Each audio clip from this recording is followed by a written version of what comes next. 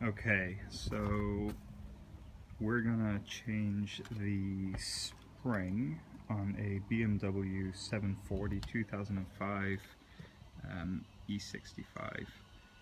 I'm gonna assume that if you're doing this job you know how to take a wheel off, so I'm not gonna show you how to do that. I've decided to lower my car because one of the springs broke and I'm using it as an excuse to replace everything. Okay, so let's get this wheel off.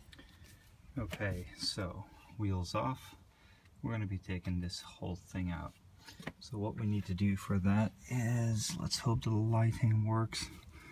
We're going to release the steering wheel knuckle. We're going to release the front control arm.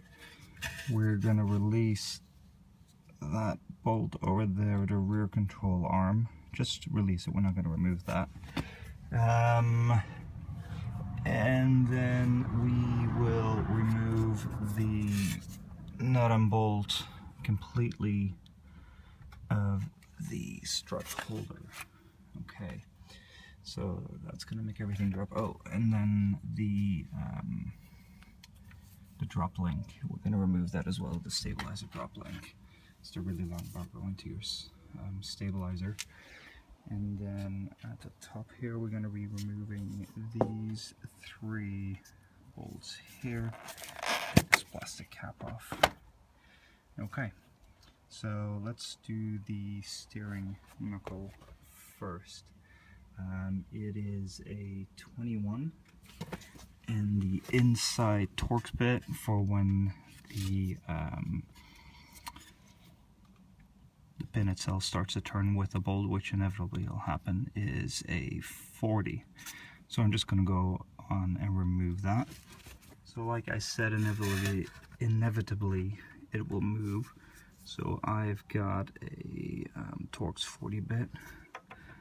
I'm just going to put that right in there. I'm going to get my 21 there. Normally I just put a power hammer on this, but not everyone will have that, so I'll just show how I do this. Okay, so put that on there, and it's as simple as that. Just release. Take it easy. You don't want to strip the Torx bit because you'll never get it out unless you cut it, and then you have to change the steering joint. Alright, let's get that off. Okay, so that's the thing off. So all you do is just lift it out of there. You can use a joint separator if it's stuck, but most of the time these aren't because they're not conical. So alright, next one we're going to release is this one here. So you have to go to the bottom. Well, I can't see this. Well, I hope you can see that, but it's the same thing. It's a 21, and we release it the same way. So you got the Torx 40 bit in the bottom. Once you loosen that, again, that should just lift out. Okay, so we've removed that nut there. Just make sure it's loose. You don't have to worry about getting it out because it's going to drop down away from it anyway. Right, next we're gonna loosen up that one there. So it's 18 millimeters on both sides. All you want to do there is loosen that. That's that loosened. You'll see there's just a little bit of space there. All that does is it loosens it up so that when you start dropping things at the top, it's gonna give it a bit more swing so that you have more room to get the strut out later on. Okay, so talking about the strut, what we'll do now is we're gonna take this bolt out. The other side of it has the bracket on with the brake line and the ABS cables and sensors and stuff like that. So yeah, this needs to come out all the way. Yeah, and this is a 16 on this side and an 18 on the nut side. Okay, so that's that completely removed.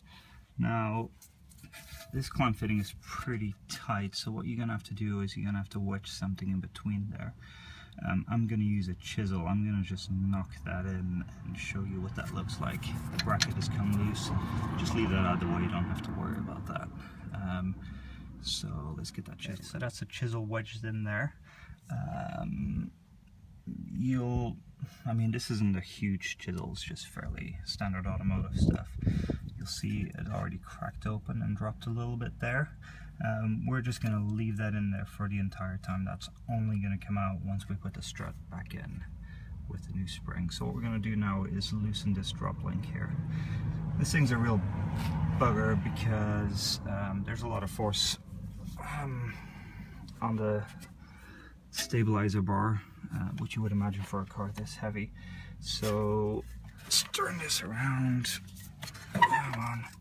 So that right there is an 18 nut, I think.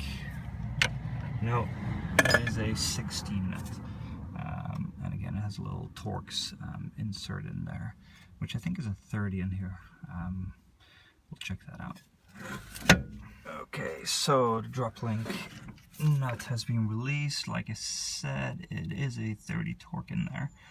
Now, there's no real easy, quick way to get this out. I mean, basically, the best thing to do is use a lever near the link there and just push that down. As you can see, it's already, you know, it really has a lot of force on there. They're just a pain, basically. It's going to be a lot harder putting it back in. So let's get that out. So that's out now. Put to the side over there. It wasn't actually that hard. All I did was I took this tire iron and basically wedged it underneath. Oh, you're gonna see that maybe from this side. No. Basically, I took that and I put it between here and this arm and just pulled it down, which works for now. But you'll see it's got quite a distance that it travels once it's released. Later on, you'll just have to lift the whole assembly to get that back in. But let's move to the top now because we've done everything. So what I've done is I've basically worked from the bottom upwards because it's a lot easier to do it that way. You could probably do this steering knuckle second instead of first. It depends on how comfortable you are holding the hub. Alright, so all we're going to do now is we're going to undo this bolt, this nut, and this nut. They're just 13 mils. Once you do that, everything will just drop down. We'll show that once the nuts are undone. So that's all undone now. So if we move down here, obviously it's dropped significantly. It's sort of hanging behind the inner wheel arch.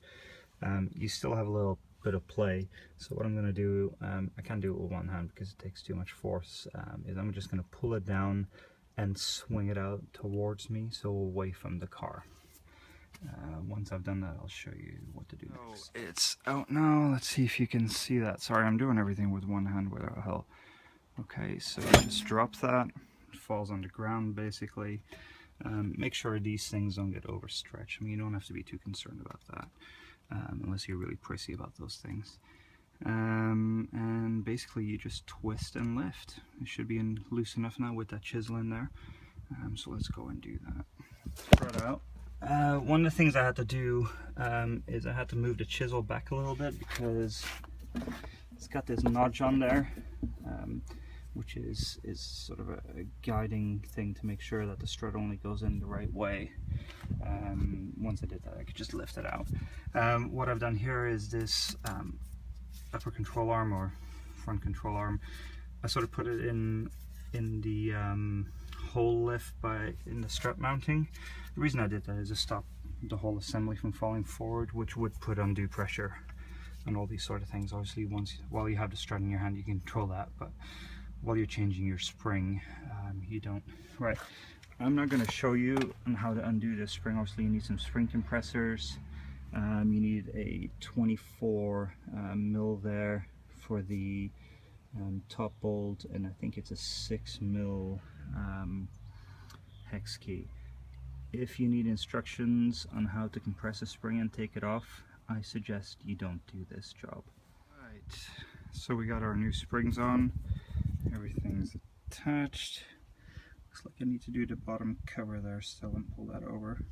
Okay, so like I said before, it's got a notch there. That notch needs to go basically where that chisel is. It just needs to feed in there.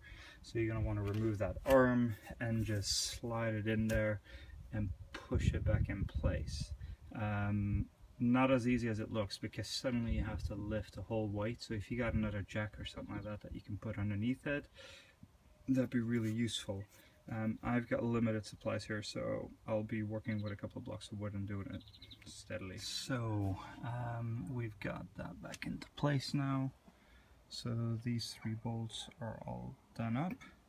When you put it in, make sure that this here goes through the hole. It's on an alignment dot to make sure that it's in the right position. Okay, so now we go underneath here. Really, really important. Don't take the chisel out. Make sure this stays loose until you've put this one back into place.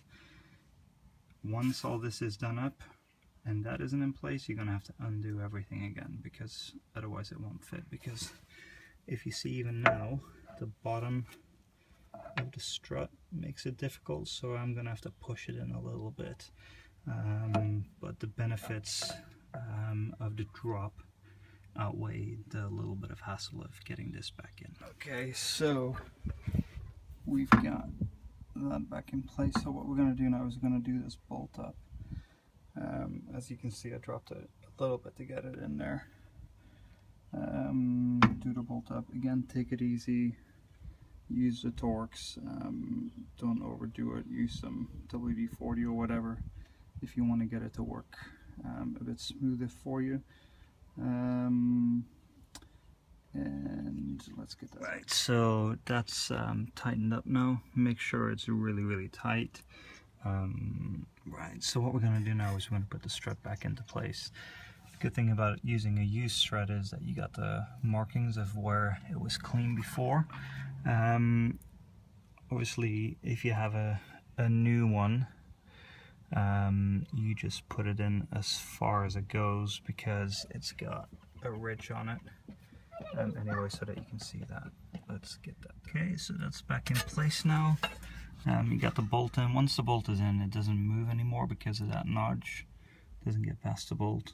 So I'm going to put the nut on there. Make sure that you put your bracket on and that all your cables are running the way they're supposed to, in case you took anything off out of the clips or anything like that.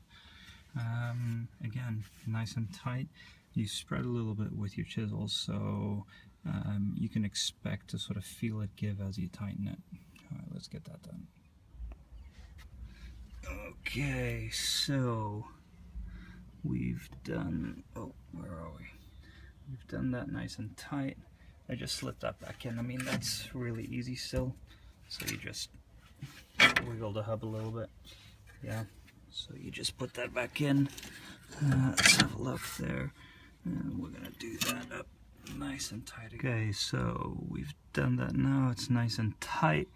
What we're gonna do now is we're gonna put that drop link back in place. Now the likelihood is that just maneuvering with your own strength is not gonna make this work.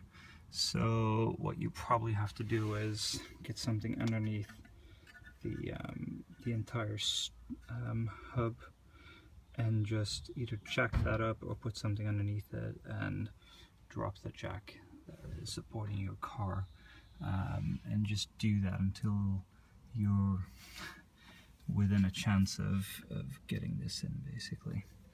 Okay.